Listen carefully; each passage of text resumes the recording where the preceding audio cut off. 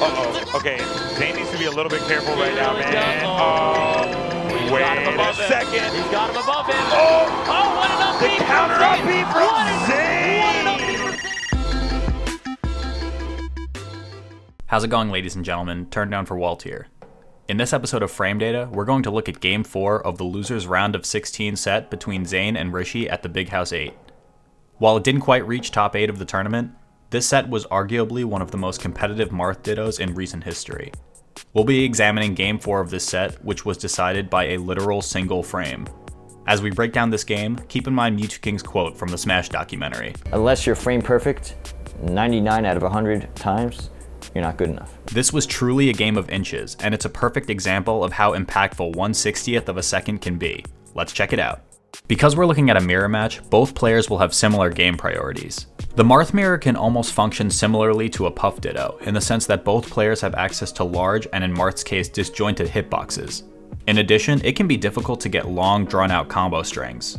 As a result, Marth Dittos can have a disproportionate emphasis placed on the neutral game, where the player with superior spacing usually edges out their opponent. Zain and Rishi would like to make full use of positional advantages in this set, as Marth can have a fairly easy time denying himself access to the stage once he's placed in the corner. With all of this in mind, a final important factor to consider in the character ditto falls upon how each player pilots the character, and how stylistic differences will impact their neutral and punish game. We'll touch on this point briefly in a little bit. This is Marth we're talking about, so it should come as no surprise to say that his grab is pretty good. His standing grab hitbox is the fastest in the cast, coming out on frame 7, which ties with top tier characters like Fox, Falco, and Falcon. While Marth's grab isn't exactly faster than these other characters, look at the range on this thing. It may as well serve as a low lag tether, being the 4th highest grab range below Samus, Link, and Young Link, who have actual tethers. So with that being said, it should also come as no surprise to say that Marth's grab will be useful in the ditto. In the entirety of this Game 4, there were a total of 28 grab attempts. A look at the grab statistics can really paint a better picture of some of the differences between Zain and Rishi's playstyles. Zain had a higher grab success rate of 53.85% versus Rishi's 40%. Of Zain's 7 successful grabs in this game, 5 of them were forward throws, with the other 2 being 1 up throw and 1 down throw. Rishi, on the other hand, opted for up throw in all but 1 of his successful 6 grabs. On the surface, we can attribute this difference to Zain's preference for superior horizontal positioning, i.e. stage positioning and edgeguard opportunities, versus Rishi's preference for superior vertical positioning, i.e. percent buildup and airborne punishes. Rishi starts us out with a recovery towards stage after a lost neutral interaction. He passes through the side platform and attempts a falling up air to punish Zain's forward smash end lag. Marth's up air has a total of 45 frames, but only hits on frames 5 through 8. We see this move a ton, traditionally as a juggling device and combo extender, but the timing of the hit can be a little strict due to the move's short window of active hitboxes. The arc covered by Marth's up air hitbox is also far superior to an opponent positioned above the Marth, rather than an opponent below or in line with the Marth. According to this spreadsheet by grandorman Gazelle, the falling up air by Rishi is actually not that punishable on block, only -1. As discussed from our first episode on Cyrox, this means that the blocker has 1 frame of advantage where they are actionable before the attacker. Zain is at 83% here, so if Rishi's up air connected, Zain would be in hit stun for a whopping 51 frames, almost a full second. The rationale here is good, since Rishi would have plenty of time to confirm a forward smash, and this would actually kill Zain with no DI. From Zain's perspective, he has no options faster than his 1 frame advantage off of the block, so he wouldn't be able to punish Rishi. The weight here in shield is also good, since Zain has an advantage in stage positioning, meaning he can either reset neutral with Rishi at a positional disadvantage, or he can react to Rishi's next move. We actually also see Zain toggle to light shield right here, which is a strong defensive option to slightly push him back should Rishi connect onto Zain's shield with a follow-up. Rishi's left-facing F smash has no overhead hitbox, however, so Zain isn't in any danger of getting shield stabbed in his exposed areas. But Zain also moves his shield towards Rishi just in case. Rishi's missed F smash costed him 49 frames of disadvantage. Even with Zain shielding during a portion of this animation, he has plenty of time to punish with a shield grab. Zain gets the grab and goes for one of the 5 forward throws used in this game to push Rishi off stage and attempt an edgeguard. Randall is in the bottom left corner of his movement path, however, which allows Rishi to land and mix up his recovery options. As a brief explanation on Randall's timings, you can pay attention to these 2 digits on the in-game timer.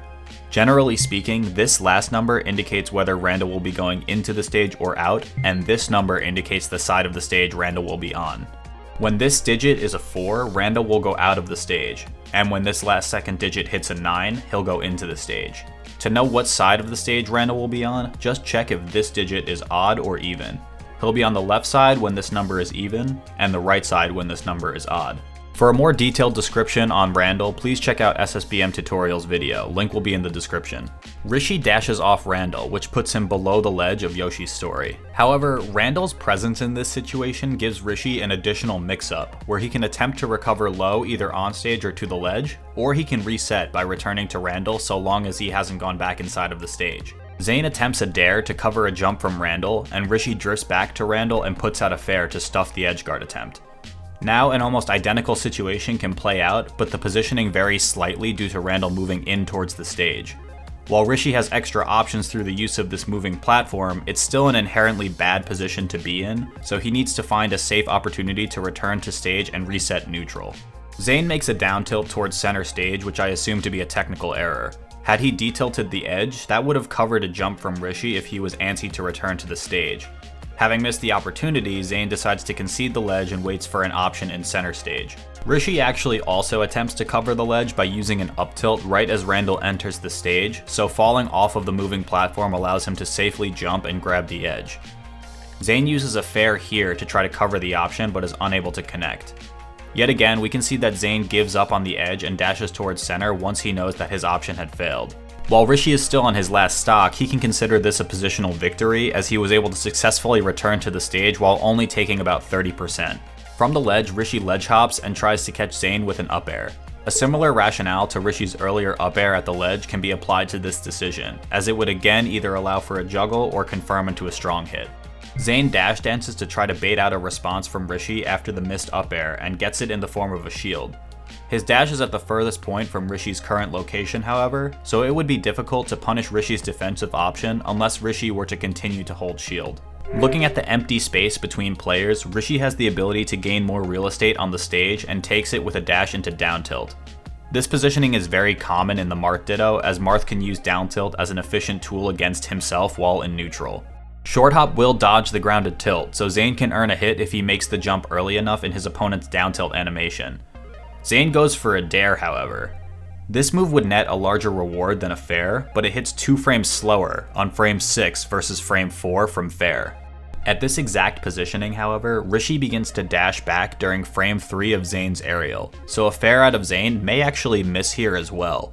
A tipper fair will knock down at 71% against Marth without any DI, so the fair decision could have put Zain in an advantage state if he had went for that and it connected.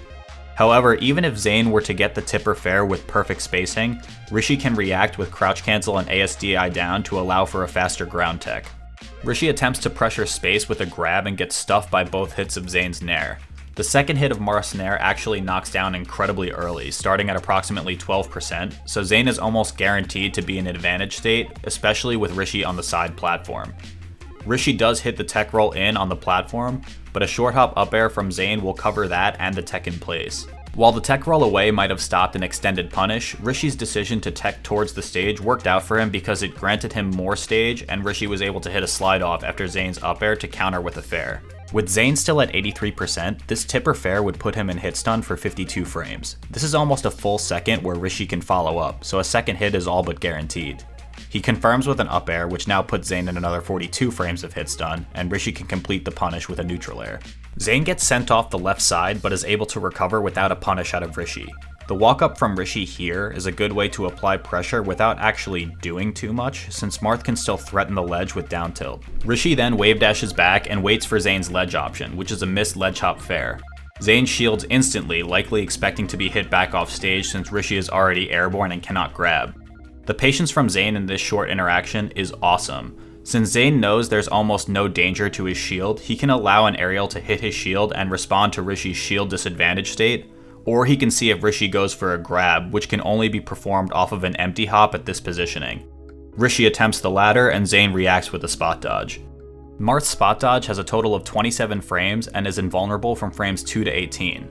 Marth's grab has a total of 30 frames and is only active on frames 7 and 8.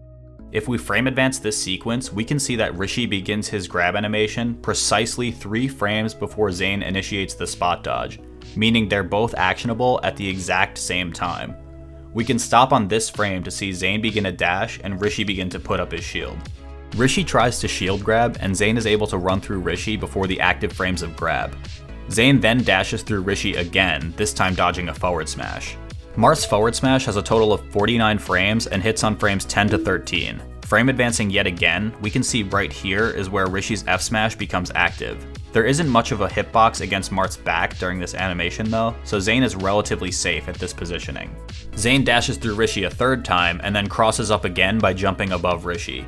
Rishi reacts to this and catches Zain with an up air, smartly landing on the side platform to give him the vertical height he needs to follow up. He connects a 2nd up air, but Zain is hit too far away for Rishi to continue the chase. This is still great positioning for Rishi though, since he can shark underneath the landing Marth and continue landing hits. We see 2 iterations of Zain trying to land, the first with a drift to top platform, and the second with an attempted edge cancel dare. Zain finally resets after Rishi misses a 5th up air in his juggle, and hits Rishi with a fair while landing. After a short interaction, we see Rishi in another situation where he's landed on Randall. Zain goes off stage to try to close out the game, but is punished and loses his stock. Off of the respawn platform, Rishi tries to expire Zain's invincibility by dashing through Zain. Zain goes for an F smash, which has the potential to kill at this positioning, but Rishi actually dashes back towards Zain right here. This causes Rishi to get hit by the sour spot of the F smash and take 14%. As Rishi returns to the stage, Randall appears for a 3rd time to assist in the recovery. Zain hits Rishi's shield with a fair, and Rishi's shield drops through Randall and fairs Zain back to push him away from the ledge. Look at how close Zain was to hitting this down tilt. Down tilt hits on frames 7 through 9 in its total of 49 frames, so Zain was just a few frames off of potentially ending the game right here. As Rishi ledge dashes in, he narrowly loses a 2nd interaction, where Zain is able to land a grab just frames before Rishi. Zain goes for a forward throw, and Rishi is able to respond back with a drop through platform up air. This up air covers a lot. If Zain continued to shield, a late landing up air like this is very likely to shield stab at Marth's feet, and it also catches a shield drop attempt. With Zain at relatively low percent, a big follow-up is practically guaranteed. And after Rishi takes Zain's jump with this up tilt, a big follow-up is definitely guaranteed. Rishi creates a huge string, ultimately leading to the Dolphin Slash frame battle. And as we can see here in the frame advance, Zain began his up B literally 1 frame before Rishi's, earning Zain the nail-biting win.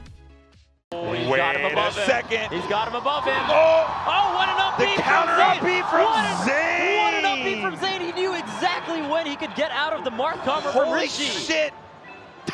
That was crazy. That's nuts. This set is bananas. While it's undeniable that this frame battle was an insane sequence, there was also a 2nd interaction which came down to single frames just a few seconds earlier. After Zain barely missed this down tilt at the ledge, both players attempted a grab.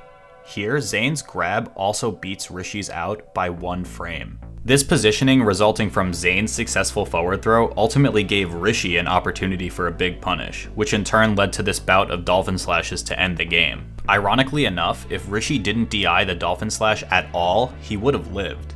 Additionally, if Rishi were able to perform an aerial instead of going for the up B finisher, the only move that would have been faster than the 5-frame startup of Dolphin Slash would have been a 4-frame fair, which isn't likely to kill Zain at 76%. A neutral air would have had a greater chance of taking Zain's last stock, but its first hit doesn't come through until frame 6, so Rishi would have needed to begin the aerial a little faster in order to confirm. These what-if situations are what makes Melee so unique.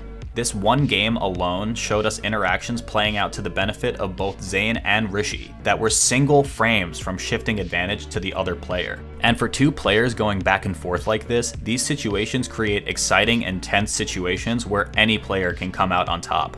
Here's a story where Rishi needed to be frame perfect 100 out of 100 times, but came up just a little bit short.